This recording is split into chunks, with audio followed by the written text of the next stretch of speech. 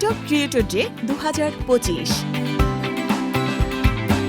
গত 18 December TikTok প্রথমবারের মতো ঢাকায় একটি রিসোর্টে ক্রিয়েটর ডে 2025 আয়োজন করেছে। আর এই আয়োজন উপলক্ষে বর্ণিল সাজে সাজানো হয়েছে পুরো রিসোর্টটি।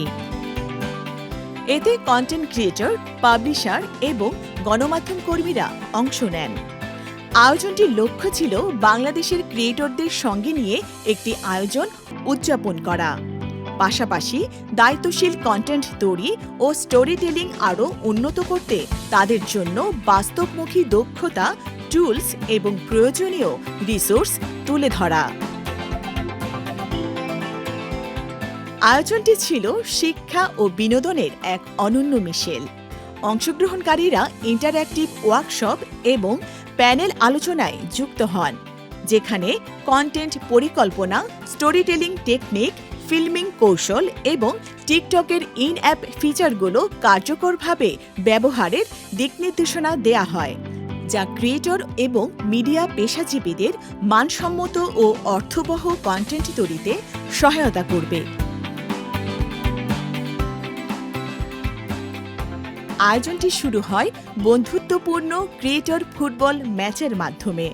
এই আয়োজনে দেশের কিছু জনপ্রিয় ক্রিয়েটর ও পাবলিশারের কন্টেন্ট জার্নিও তুলে ধরা হয়, যেখানে চলচ্চিত্র, টিভি, খেলাধুলা সহ বিভিন্ন ক্যাটাগরির প্রতিনিধিত্ব ছিল। টিকটকের সাউথ এশিয়া অঞ্চলের content operations lead Umais Navid বলেন, বাংলাদেশে রয়েছে কন্টেন্ট ক্রিয়েটরদের একটি বিশাল কমিউনিটি। আমাদের লক্ষ্য হল এই কমিউনিটিকে ক্ষমতায়ন করা, স্থানীয় কন্টেন্ট ল্যান্ডস্কেপকে শক্তিশালী করা এবং টিকটককে এমন একটি প্ল্যাটফর্ম হিসেবে ধরে রাখা যেখানে সৃজনশীলতা বিকশিত হয় এবং বাংলাদেশের গল্প বিশ্বজুড়ে দর্শকের কাছে পৌঁছাতে পারে। শিক্ষামূলক ওয়ার্কশপের সঙ্গে উদযাপনমুখর অভিজ্ঞতামূলক আয়োজন মিলিয়ে টিকটক চায় ক্রিয়েটররা যেন নিজেদের মূল্যায়িত, সমর্থিত ও অনুপ্রাণিত বোধ করেন এবং বিশ্বের কাছে নিজেদের গল্প আরও বেশি করে তুলে ধরতে উৎসাহ পান। গল্প, আড্ডা, সেলফি, গিফট, ডিনার সবকিছু মিলিয়ে টিকটক ক্রিয়েটর ডে 2025-এর আয়োজনটি ছিল উৎসবমুখর।